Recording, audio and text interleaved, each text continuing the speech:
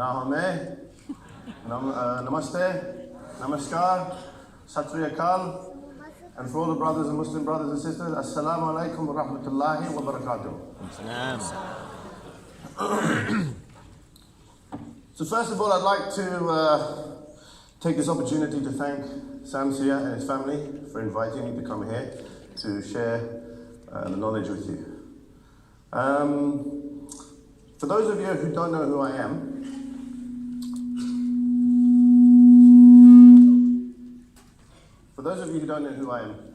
I'm actually a former A&E doctor. I worked as a A&E doctor for 15 years, and then I went into naturopathy. And my story starts like this, is that I was working in a hospital in an A&E department with a good friend of mine called Mark Tan. And both of us are A&E doctors, and both of us had a similar viewpoint about how medicine was being practiced. One of the things that we found frustrating in our A&E departments were people who are coming in who are on multiple medications. Hands up anyone here who is on multiple medications or who know anyone who's on multiple medications. There's quite a few. I mean, in the Western world, there's quite a lot of people. So I would say that we're kind of losing the battle against chronic medicine. But I'm not saying that the drugs are wrong, but I think what I should be saying is that we could be doing a lot more in terms of helping people before we start resorting to medications. Now, one of the things I said before is myself and Mark, we both embarked on this journey together. And as a matter of fact, you are my extended family because you are part of that. So what actually I did was I actually came on this stage 6 years ago, and I actually said to you all, I apologize on behalf of the medical community for all the everything that we did to you that was bad, or everything that we did to you that was that made you ill, and we didn't listen to you, and all of these kind of things. And I still stand by that, even as a naturopath. I apologize on behalf of my former profession for making you feel the way we did. So this is why myself and Mark Tan decided to change tact. We decided that what we're going to do is try and bridge the gap to find out what it is that we can do as medical practitioners to try and help to resolve this problem. And one of the things was nutrition. And that's why what we did was, we both decided to, when we were here in Malaysia, we said when we go back, we're going to go to the College of Naturopathic Medicine and learn naturopathic nutritional therapy. After 2 years, we both became qualified nutritional therapists. Last year, I said to you that I promised afterwards for a year, in the next year, I'll be a naturopath, and that's what I am now. I'm actually a naturopath as well as a medical doctor. Now, what's the difference between naturopathy and medicine? Well, I think one of the things that we have is more tools in the box. As a medical practitioner, one of the things that you have in your tools, one of the tools you have is surgery, medications, and psychotherapy. Now these are all very good things. But as a naturopath, we have Chinese medicine, Ayurveda, homeopathy, Bach flowers, we have postural, we have the Alexandra method, we have all of these tools available to us as naturopaths. So we can do more for our patients. And basically Kangen water is also part of that. So what happened was that, just to give you a small snippet, a guy goes to a fair and he buys a fish. And he loves that fish. Fish is in the fish bowl. He takes the fish home. After 2 weeks, the fish starts to get sick. So he says, what can I do with my fish? He took the fish to the doctor. So the doctor said, give him some antibiotics. So they gave the antibiotics to the fish. Fish started to perk up, fish was looking good. He was happy, fish was happy. Within a week, fish died, floating on the water. Man was very upset. So what he did was, he went and bought another fish. Took the fish home, same thing. After 1 week, fish starts looking a little bit weary. So he says, you know what, I'm not going to take the doctor this time. I'm going to take it to a naturopath. So he took it to the naturopath. Can anybody tell me what the naturopath told him? Change your water, change your life.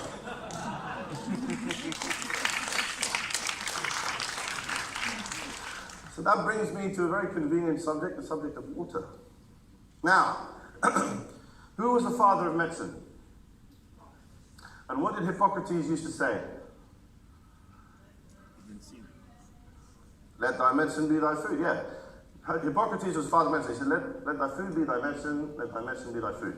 I would say that the compass heading in medicine has changed drastically since then. And the reason for that is because it has suffered from three main winds: law, politics, and capitalism.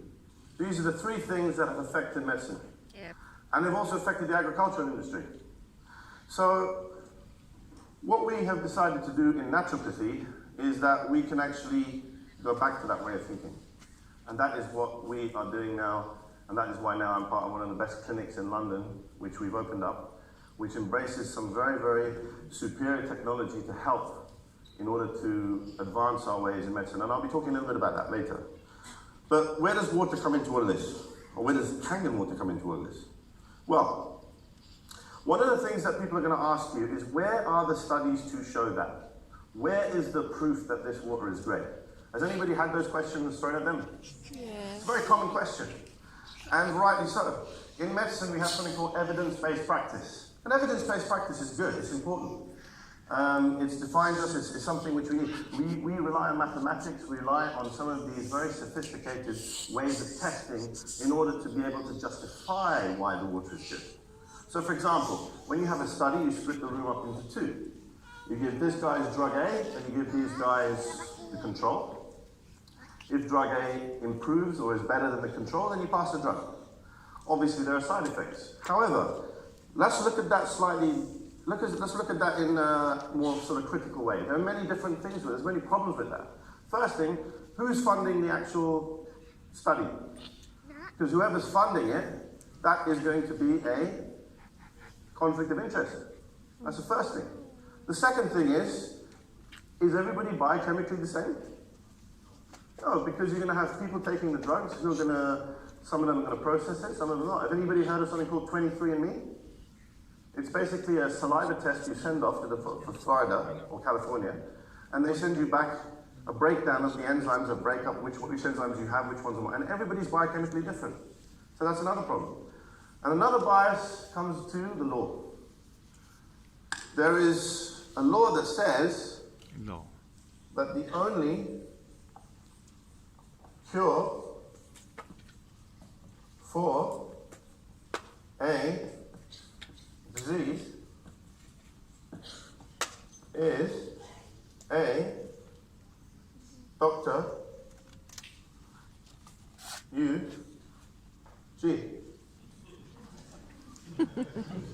Yeah? Now, can anybody think of what the implications of that is? There's an implication around the word drug. There's an implication around disease. And there's an implication around the words only cure. Yeah? Who makes the drug? Who defines the disease? It's my old job, yeah? An only cure. What do I mean? Yeah? The only cure, that's the law. So this is very, very important, because what this means is does anybody eat apples here? Who eats apples? Only 2? 3? Everybody. Oh, okay. What's wrong? Don't be embarrassed, yeah? Okay. Apples, what is that? Apple a day does what? Chase the doctor away. So they have this lady called Apple Smith, a lady called Granny Smith, right? So Granny Smith, she promotes apples. She used to say that the apple is very good for the cardiovascular system. Apples contain what? Salicylates. Yeah? It's equivalent of taking, one apple is equivalent to taking 3 salicylates tablets. Very, very good for our heart. But it also contains other things. It contains vitamin C. It contains all these wonderful things inside. Some of the things you haven't even heard of. Who made the apple? So who is the best biochemist? Allah. So, he knows better than us. However, this comes back to the studies again. When you do a study, you have to be able to have something that's measurable. So for example, if you make something in the laboratory, you know what it's chemically, you know what the chemical symbol is. Does anybody know what the chemical symbol for an apple is? Exactly. So you can't measure it. So if you can't measure it, then you can't test it. Same goes for water. Is water just H2O? Or does it contain other minerals in it? Exactly. So one of the problems, again, you're going to have with studies is that you need to be able to measure it. So these are all the different things that we have to deal with when it comes to trying to prove things. So how do we get around this problem? we have a conflict, don't we? And how do we resolve conflict? What's the best way to resolve conflict? We have to come to common terms between you and I. How do we come to common terms? We have to go down to the molecular and cellular level. Because if we go down to the molecular and cellular level, then we can define what Kangen water is, and then we can define what it is and how it helps the people. So, what we need to do is, first of all, we need to define what Kangen water is. Can anybody tell me what the chemical symbol for Kangen water is? Is it just H2O? Okay. So H2O actually goes through something called dissociation. It goes to H plus OH minus. Yeah? Now, periodic table. So, before we do that, we need to know what this is. We need to know what this is. And we need to know what this is. Right. Now, what are the properties of Kangen water? 3 of them. Who's been paying attention? Alkalization, yeah? So that, how do you test that? pH, right. What does pH stand for? Potential hydrogen. It's actually a misnomer. pH is actually a mathematical term. If you go to pH, P actually means, ready for this? Negative logarithmic concentration of. You all understand that, yeah? Right. All of you are looking worried. Basically, the way to interpret it is just a tool. It's just a measuring tool. Yeah? It's just a ruler. It's a ruler. What are we measuring? Hydrogen. H. Are we measuring hydrogen? Who said hydrogen? Are we measuring hydrogen? That's what Google said. I've got a few things to say at Google. Okay, periodic table. Okay. Now, H is in the top left-hand corner. Once we get that input signal thing out of the way. There's H. Yeah? That's hydrogen. Hydrogen is basically an atom which contains how many neutrons? No, it's a trick question, 0. 0 neutrons. There are, however, some ones that do contain 1, 2, but majority don't, so 0. How many protons? Protons? 1. What's the charge on a proton? Positive or negative? Positive. How many electrons? What's the charge on that? Negative. These two cancel out, that's how it becomes 0. H, hydrogen. So hydrogen has got 1 atom, 1 proton, 1 electron. Now, pH, we're actually measuring just the proton, not hydrogen. So tell Google, I'll be speaking to them later, yeah? It actually should be pH plus. We're actually measuring protons. Now, yeah, oh, I can hear you guys in there. Right, so we're measuring protons. So what that is, H is basically 1 proton, and then you have your circulating electron. That's how we usually represent it. Yeah? Electron, positive, negative charge, yeah? So proton is just this. That is your proton. Yeah? That's what we're measuring. Now, that proton, now you're familiar with the pH, yeah? It goes from what to what? What number is the lowest? And what's the highest? 14. 14. Right. Now, the concentration of protons, now what do we call the one that's down here? Acid or alkaline? Acidic. And what do we call the one down here? Alkaline? Okay. So, is there a lot of protons in acid or just a little bit? A lot. Which one? A lot. There's a lot. So we're going to start here. Yeah? So this means high concentration of protons. And it goes down like this. And pH 9.5 is around about here. Yeah? That's your pH. Yeah? You all understand pH now? Can I move on? Okay. So that's pH. So, the next thing we talked about alkalinization, alkaline water, 9.5.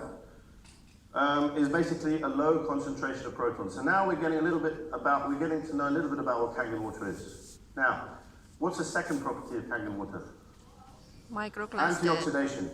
What is a free radical? No, it's not ISIS, not ISIS.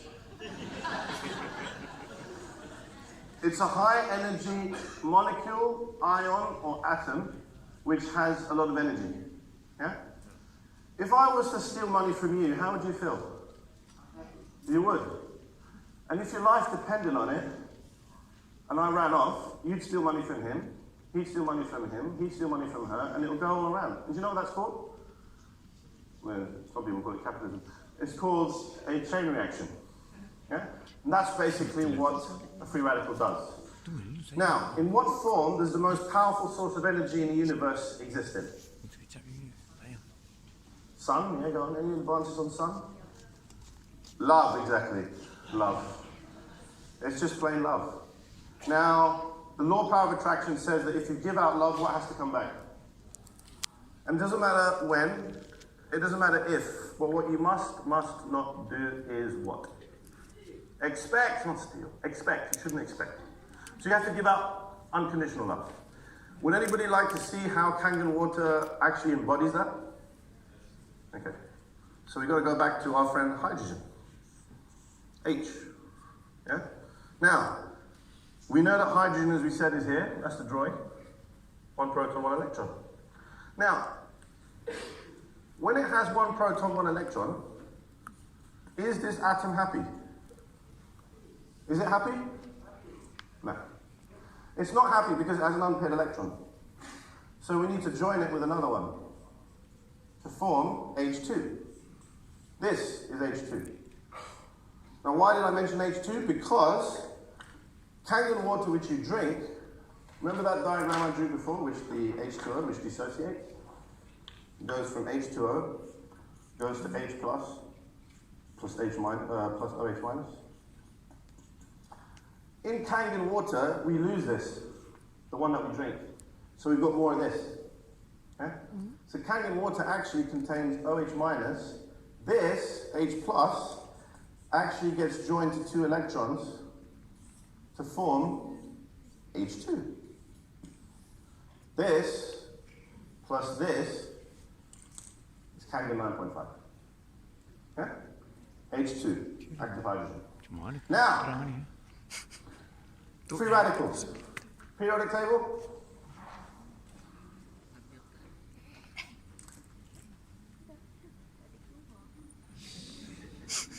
Group 7. Fluoride, chloride, bromide. Fluoride is the most electronegative atom in the periodic table. How many electrons has it got in its outer shell? I'm not going to ask you about protons because you ballsed up the first question on the neutrons. How many electrons does fluoride have in its outer shell? What group is it in? That's a big clue there. 7. So, it's got 7 electrons in its outer shell. 1, 2, 3, 4, 5, 6, 7. Is this atom happy? Why not? It has an unpaired electron. So what we need to do is we need to satisfy this fluoride. Yeah? Fluoride, incidentally, is what they put in the water. In some places, it's actually compulsory to put fluoride in the water. Yeah. Does anybody know what the fluoride does? Is it good or bad for the body? Bad. Why is it bad? Nobody knows. Free will, yeah, it can be. Why is it supposed to be good? What is it in? Toothpaste. So if you're not taking any fluoride, non-fluoride toothpaste, God help you. Because what fluoride does, it actually goes into the pineal gland and causes corrosion, calcification, increased calcification in the pineal gland. And pineal gland, historically, and even through the years, has been associated with being able to have ability to have intuition. You women know more about that than us. The intuition, female intuition, will come from that. So, fluoride, yeah?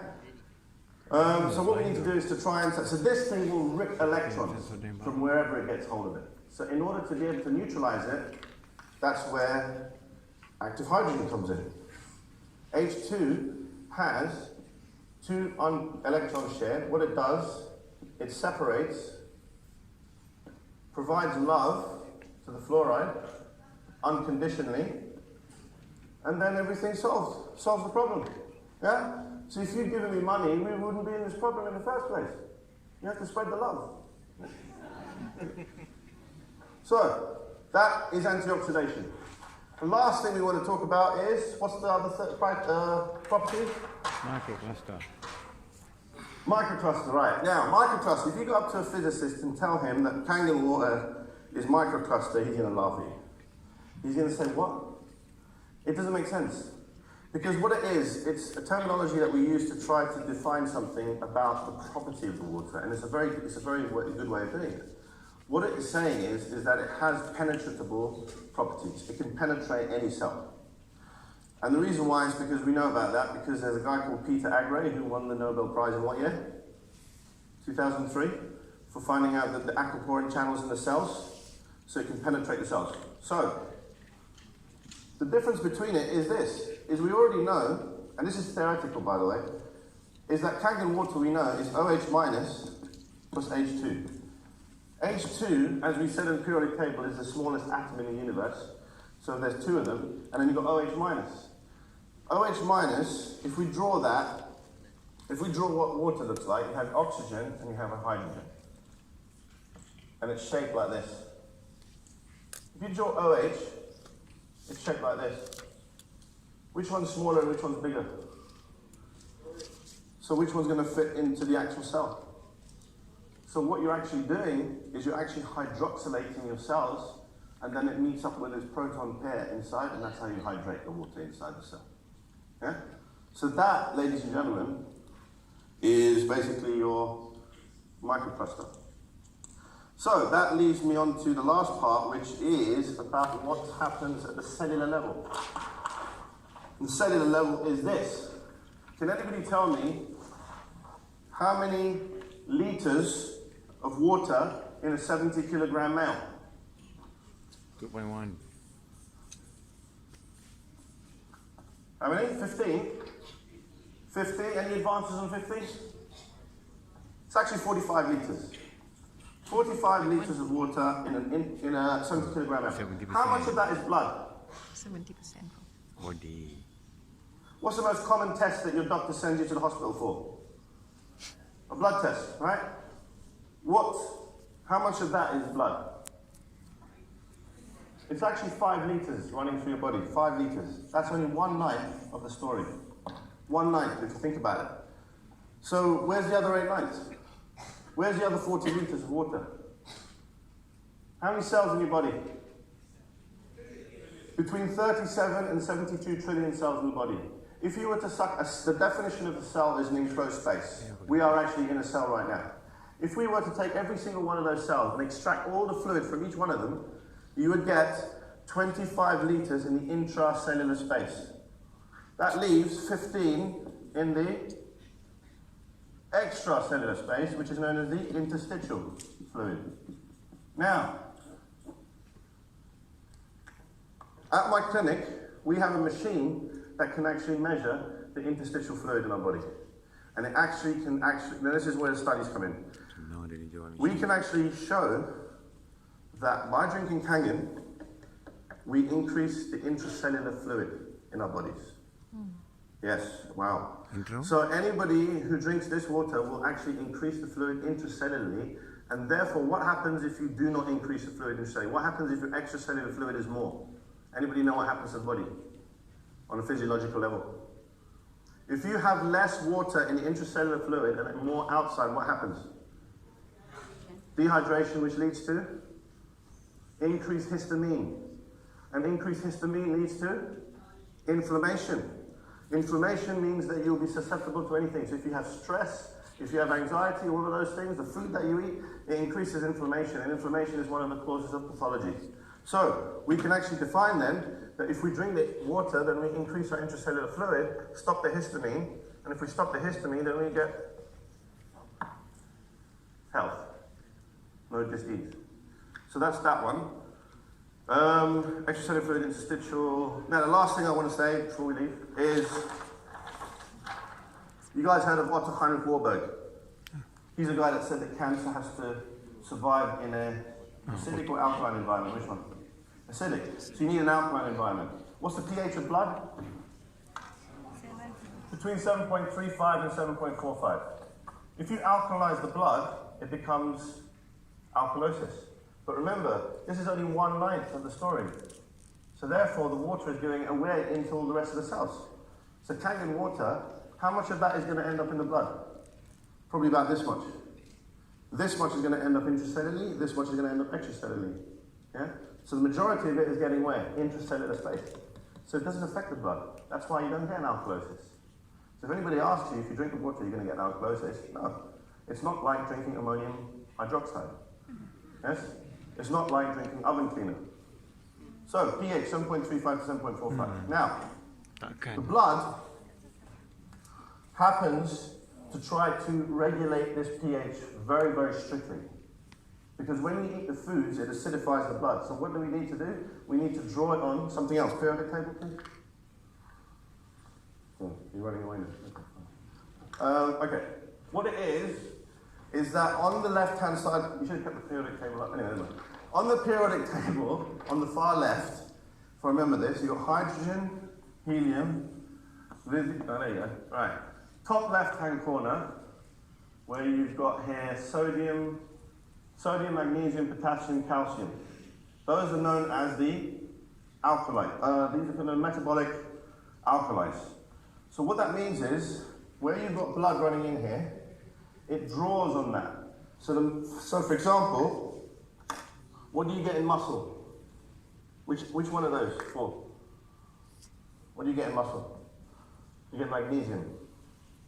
Magnesium gets drawn in here. In the bone, which one of those in the bone? Last time I drew this, it was really bad. Trying to do it properly. Right, calcium gets drawn in here. The cell, how much is high concentration of potassium inside or outside? It's got to be one of the other guys. In or out? Who's in? Hands up, who's in? Potassium. And who's out? Right, and we've got a lot that don't know. Potassium is high on the inside of the cell, that gets drawn in. And outside the cell is sodium, that gets drawn in. So all of these gets drawn in to try to maintain this alkalinity so it stays on this side, towards 7.45. What happens is, this is what happens in pathology. So all of these areas become more acidic. And if you get increased acidification, then what can happen? You get cancer can grow. So to reverse that, if you're drinking alkaline water, which some of it does get into the blood, it's going to neutralize this, bring it back to alkaline, and all these are going to go back. So magnesium will go back to the muscles, calcium will go back to the bones, potassium will go back into the cell, sodium will go into the extracellular space. So then you solve this problem by drinking that. We had a lady, 2014, she was diagnosed with stage 3 lymphoma. She was given 3 weeks to live. She'd already had 2 cycles of chemotherapy. She was on to her 3rd. And they said to her, all the cancer cells came back. And then they said to her that we can offer you chemotherapy, but there's only a 25% chance of survival. So what she did was she gave up. She said to Mark, I'm sorry, I'm going to put my affairs in order. I can't be doing this anymore. So we said to her, listen, why don't you try this? Go and drink this pH 11.5. Kangen 11.5. Husband was a chemist, biggest skeptic in the world. But he was given the job of driving down all the way 40 miles to pick up this water every day, back and forth, back and forth. So what happened was, he ended up bringing the water home. He drank the water, she drank the water, she started to see improvement. She wasn't expected to live into New Year's Eve of 2015. So she went to see her doctor in 2015, January the 2nd. And the doctor was shocked to discover that the cancer cells had regressed on one side of the body. All the lumps had gone down. But then what happened 2 months later, she was improving. If anybody knows any cancer patients, what they do is they send them to places where they can do things like yoga and all these kind of classes. Yoga is very intense. She couldn't last even 20 minutes. Most people, it was an hour class. But when she started drinking this water, her energy levels went up because what does the cell do? If you optimize the cell intracellularly, then it does the job that it's supposed to do, which is to produce product. One of those is serotonin, melatonin. And so you've got to think of a cell as a factory. If we're all working together in this factory, how are we going to increase productivity? We're going to keep all of you happy. We're going to feed you. We're going to make sure the temperature's right. If we cool the temperature down, are you going to work better? No. We are winter oil. Some of you might, but not all of them. If it's really freezing cold, you don't want to work. If you're not eating food, you're not going to work. It's the same with the pH. So you optimize the pH, produces serotonin. Serotonin is for energy. Melatonin helps you sleep. Those are the two side effects of Kangen water. And also you pee a lot as well. So with this lady, she was doing that. Energy levels went up. Guess what the family decided to do? They went and bought a competitor machine. She started drinking the water, and what happened? All the cancer cells came back. So what happened was, we were quite mortified by it. So what we said was, listen, it's up to you. So she went, drop kicked that machine, and she went and bought herself a Kangen I think she went for the K actually, or SD501. I think it was the SD501. She got the SD501, and she also bought the turmeric as well. Yeah? Started drinking this. Within 3 months, she went into complete remission. Today, she's digging holes in her allotment, growing plants like what she used to do, and she's living a very peaceful life. On that note, I'd like to end. Thank you very much.